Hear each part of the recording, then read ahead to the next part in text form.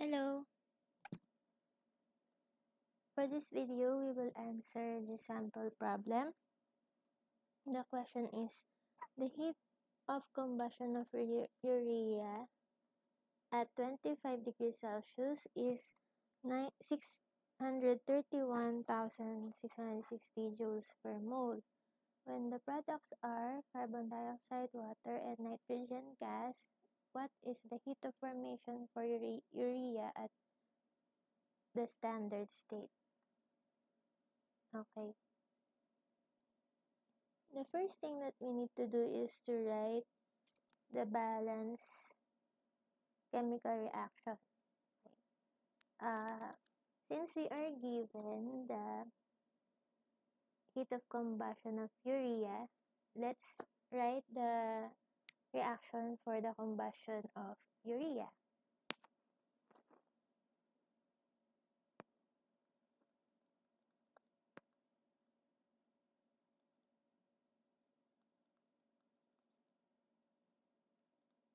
And solid, and then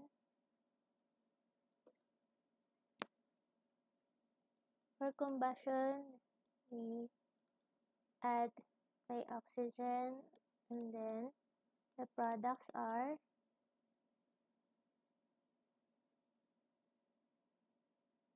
the products of combustion are carbon dioxide, water, and of course, since there is an N here, merong nitrogen. We need to write the states.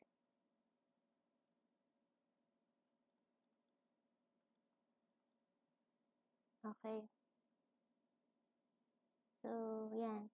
We just, given naman yung products and the corresponding states. Carbon dioxide na gas, water na liquid, tsaka nitrogen na gas. Okay, let's balance the reaction. Since may 2 dito sa N, so lagay natin ng 2 dito. Actually, 2 na siya. We can start with the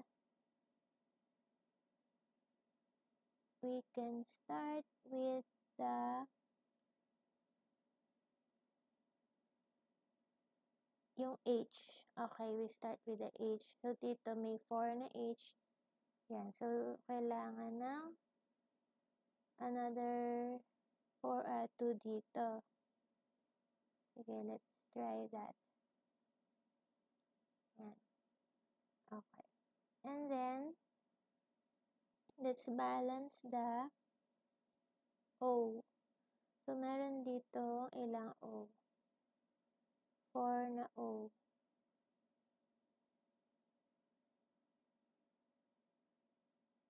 But dito is 3 lang na O.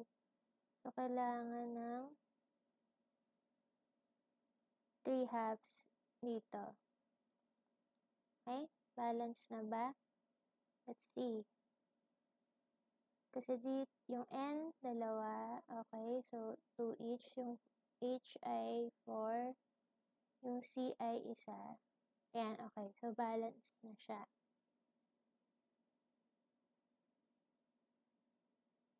And, yun yung desired natin na balance equation kasi dapat yung coefficient ng product natin yung heat of formation nito, kasi ito yung hanap natin, yung urea, is 1. And then, given then that the heat of combustion of urea is 631,660. So, let's write that. The heat of combustion or heat of reaction dito is what? So, pag heat of combustion, diba, it's always a release of heat, kaya may negative sign dapat. Okay. Then, what is being asked is the heat of formation of urea. So, how do we solve for the heat of formation of urea? We can use the equation for the heat of reaction. Diba? It's equal to the summation of the heat of formation at standard.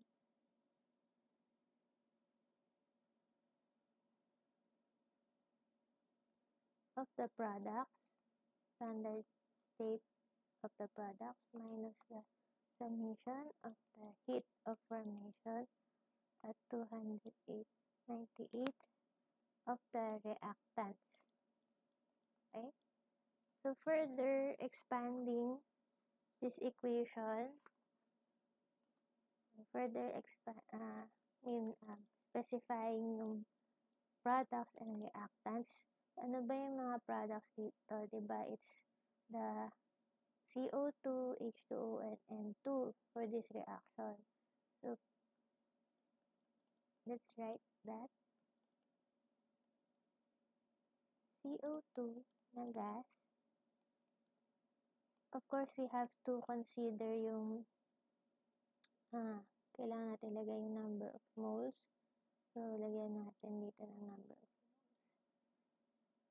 So, dito, yung H2O, may coefficient siya na 2. So, we need to write the 2 here.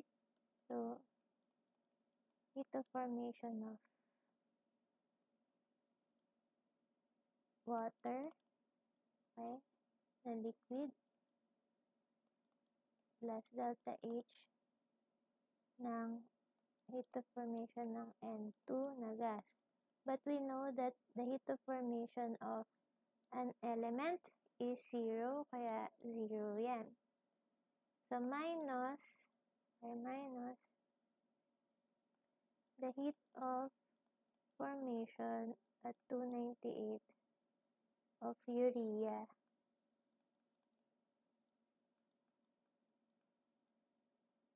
Okay, na solid, plus 3/2 na heat of formation at 298 ng oxygen, but we know that this is an element, so 0. Ito yung hinahanap natin. So, this is our unknown. Okay. So, we isolate that in one side of the equation. So, we isolate that simply by swapping heat of formation 298 of urea. Yan. Heat of formation of CO2 gas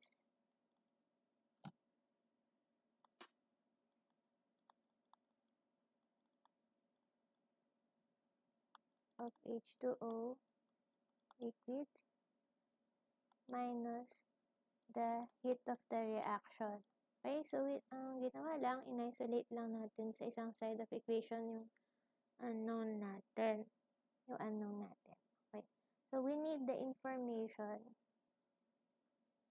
Kailangan natin kunin from literature. Ito, heats of formation. This one is given. Given na yan. So, from the tables, let's use Smith and Ness.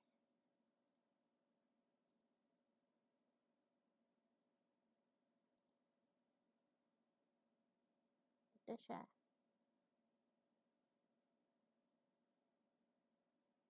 Smith and Ness.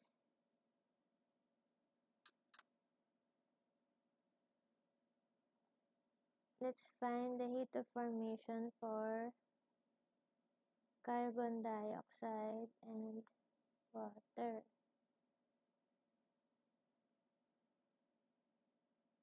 So, yung carbon dioxide na gas dapat.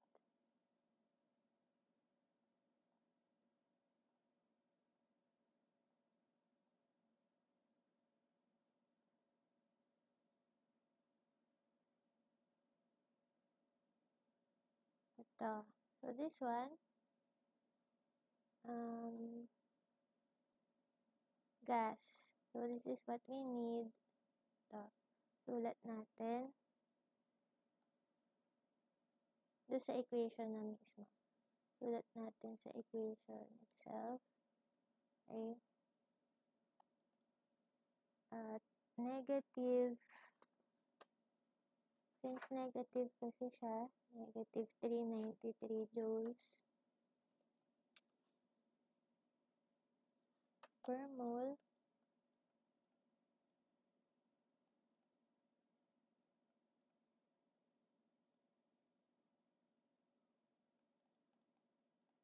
Okay. Plus 2 times yung heat of formation ng liquid water. Saan yan? Yan, liquid water, ito, 285. 2 times nito. So, dalawa yan, species. May liquid, may gas. So, kukunin natin yung liquid kasi yun yung state. Negative ulit. That is negative 285,830 minus yung heat of reaction na given or the heat of combustion. Okay. So, lahat yan joules per mole. Nalimutan ko na ilagay yung unit. Getting the answer, ang heat of formation of urea is this one. Oops.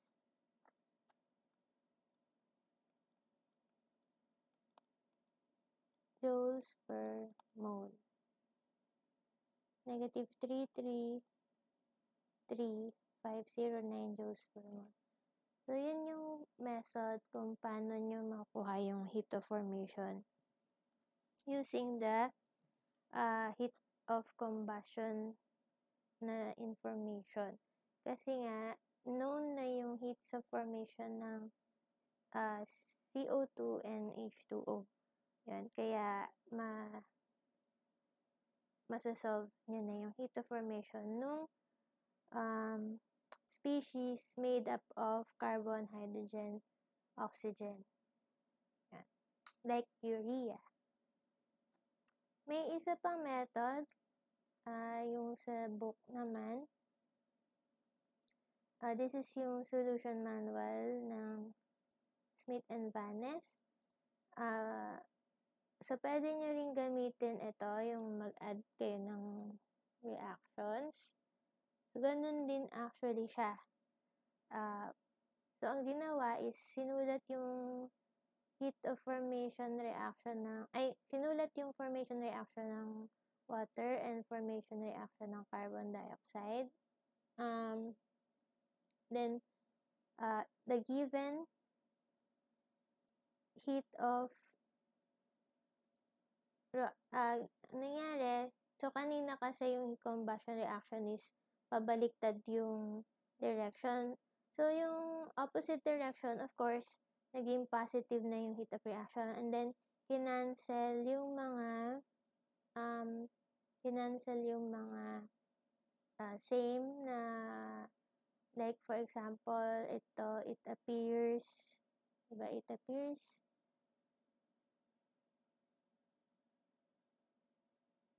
yung H2O, ayun, it appears sa left, right. So, may mga nag-cancel out. So, ang magiging equation mo ngayon, yung formation reaction, ang magiging reaction mo ngayon ay yung formation reaction ng urea from the elements.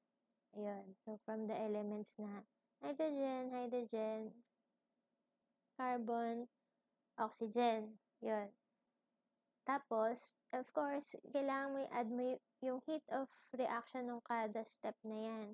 You will arrive at the same answer. So, pwede rin yung method na yan. Tama din yan. Kasi, actually, parang mas okay ngayon kasi sinusulat mo yung talagang formation reaction ng urea from the elements. Pero yun nga, yung tinuro ko is parang shortcut. Ganun. Okay.